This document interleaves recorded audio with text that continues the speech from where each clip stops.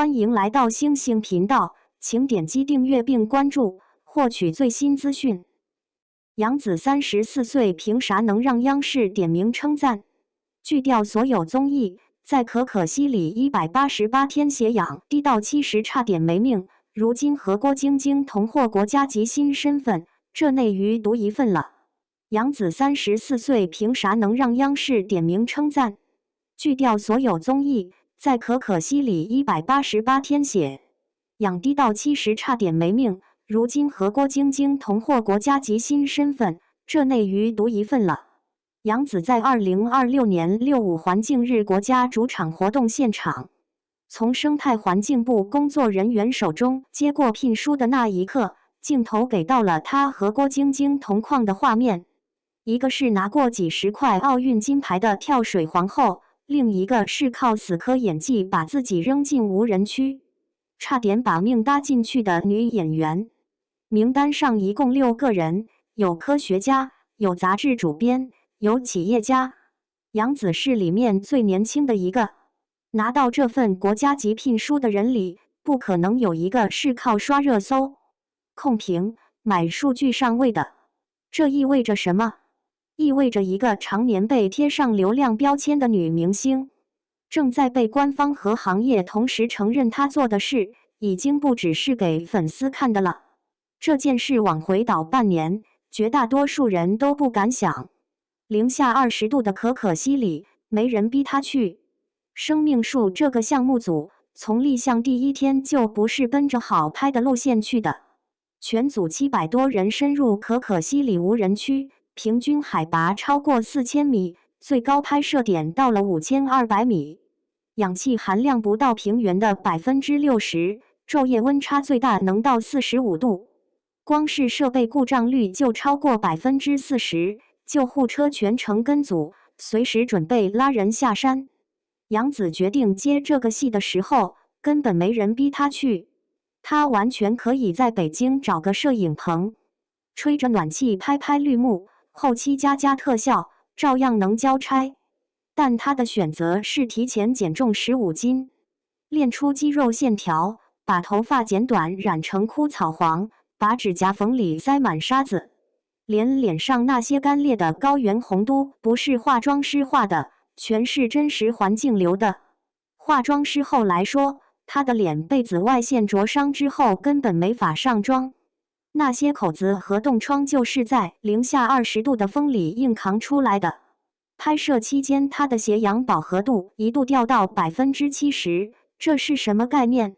正常成年人在平原应该是95%以上，70%已经到了需要紧急吸氧送医院的程度。医护人员劝他停，他吸了几口氧，扭头跟导演说：“刚才那条情绪不够，再来一次。”开机第2天是一场暴风雪戏，他拖着2个成年男演员在雪地里狂奔，缺氧把台词憋得断断续续，还是没用替身，硬是全跑完了。后来胡歌评价他说了一句非常重的话：“康巴汉子都佩服他的韧性。”这话从胡歌嘴里说出来，含金量自己掂量一下。豆瓣8.3分，但真正让平台改口的是那些细节。2026年1月，《生命树》在央视8套开播，首集酷云实时收视峰值冲到2.3859%，直接刷新频道年度纪录。然后第2集收视率就往下掉了。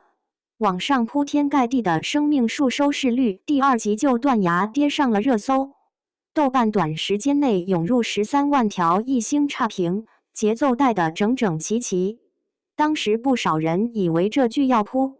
但你仔细看那些差评就会发现端倪。大量1星账号注册时间比剧集播出还晚，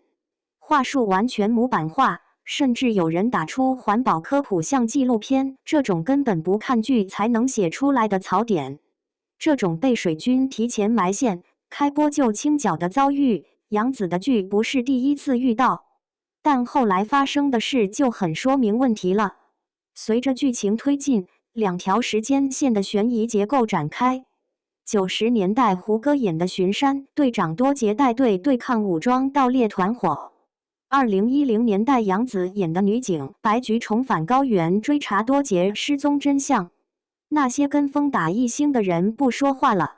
剧集连续19天登顶酷云全部频道和黄金时段双料 TOP1，豆瓣评分从 8.1 一路涨到 8.3， 抖音主话题播放量突破72亿，微博热搜拿了648个。真正让生命树站住的不是峰值收视，而是播出到中后段开始，观众自己站出来替他说话的密度。那种细碎的逐条逐帧的解析长屏不断涌现，有人截图分析白菊在冰河边擦枪时的微表情，有人在逐帧对比高原植被和环境的还原真实度。这部剧演到最后，不是靠热搜维持讨论度了，是靠一个又一个普通观众自发安利堆出来的声量。这种口碑路径在当下的影视环境里已经很少见了，因为大多数爆款要么靠营销硬砸，要么靠粉丝刷数据。生命树的走法是反过来的，先被围剿，然后靠作品本身硬生生扛过来。省级官媒和国家级聘书不是谁都能拿的。这部剧播出期间，公安部新闻宣传局首次参与影视剧的联合摄制，人民日报、新华社、光明日报这些最顶级的官媒全部跟进报道。青海省委书记吴小军在两会开放团组会议上专门提到这部剧，说从头看完40集，数次落泪，把它定义为源自真实的牺牲，是扎根人心的长青之树。一部现实题材的电视剧能让省委书记在两会场合点名表扬，这个分量意味着什么？在行业内混过的人都清楚，它已经不是文艺作品了，它变成了一份被官方认可的社会价值样本。然后到今年5月，65环境日国家主场活动在广州举办，杨紫的名字出现在了2026年度生态环境特邀观察员名单上。同批受聘的6个人里，有中国科学院国家气候变化专家委员会副主任王毅，有人民文学主编徐泽辰，有奥运冠军郭晶晶。生态环境部专门为他现场颁授聘书。郭晶晶在现场强调了环保要从家庭小事做起，杨紫则谈了自己在拍摄《生命树》期间的感悟，说大自然不会说话，可是我们给予的每一份善意，它都会回馈给我们。这种从角色里长出来的感悟和那些提前写好稿子念通稿的明星发言，故乡完全不一样。有人可能觉得这只是个环保大使的名头，没什么大不了。但你要知道，生态环境部特邀观察员的制度设计不是为了搞宣传走过场的。它的核心用意是用公众人物的实际影响力去做环保理念的社会转化。能够列入这份名单的人，不光要有足够的公众关注度，还必须具备真实的行业沉淀和社会公信力。杨紫能出现在这里，意味着她的身份已经被多方认同为已经从单纯的娱乐明星进化成了自带社会责任的公众人物。这份东西不是花钱能买到的，也不是靠团队公关能运作来的，它是靠作品、靠行动、靠一个人长年累月对自己职业的较真和担当，一点点垒出来的。拒掉所有综艺邀约，他在打什么算盘？就在被聘为特邀观察员之前的几天，杨紫在采访中正面回应了自己会不会参加《乘风破浪的姐姐》的猜测。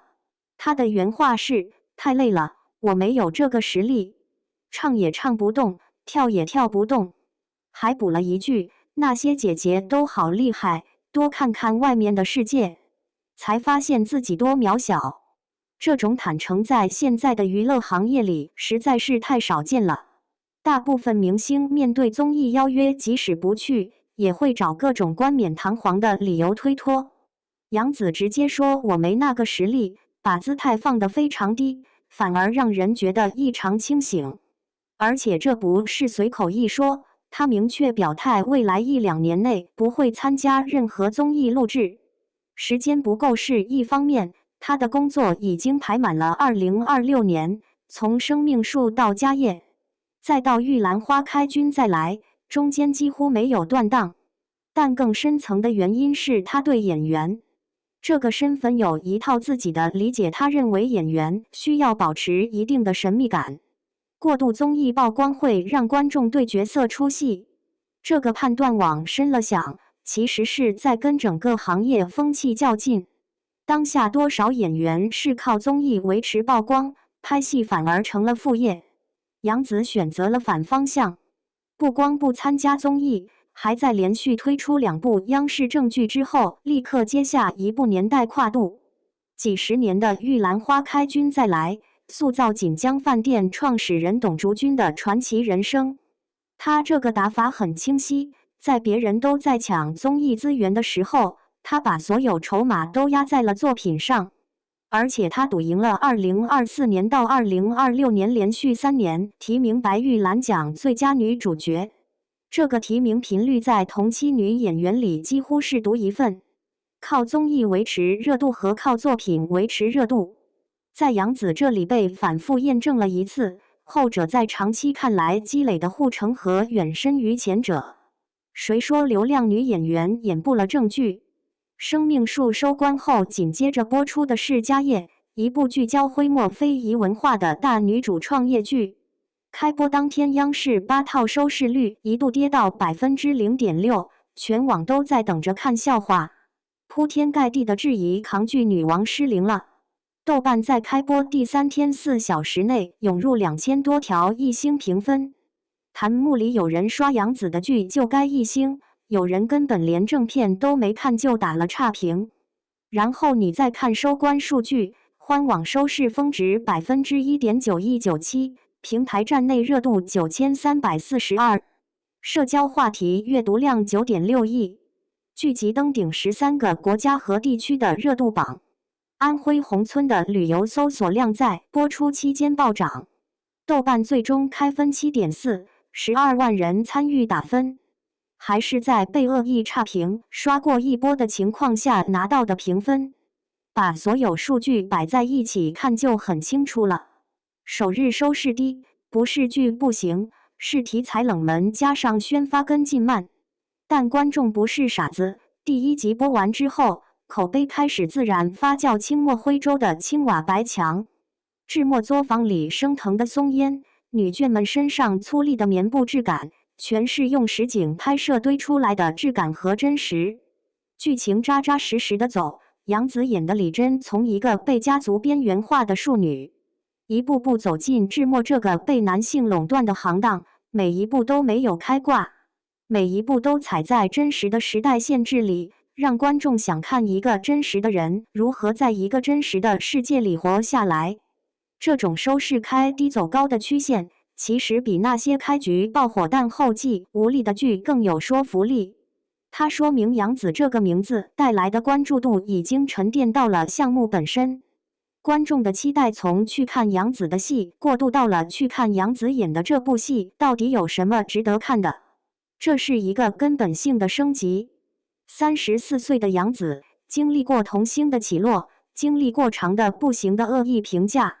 经历过从家有儿女到欢乐颂那几年漫长的市场怀疑期，现在手握一部央视点名，省委书记落泪，豆瓣高分认证的生命树，一部海外13国登顶的非遗正剧家业。刚刚和奥运冠军郭晶晶同台受聘国家级观察员，还主动把综艺这条路堵死，说自己没实力参加。内娱对女演员的评价标尺有时候确实刻薄到不合理，总爱拿一个封神的标杆去亮所有人。不管你演了多少部好戏，总有人告诉你还差那么一点。但是当你把这一切摊开，一个女演员的选择、坚持、放弃和赢得，全都摆在面前的时候，所谓的流量标签就显得格外单薄和无力了。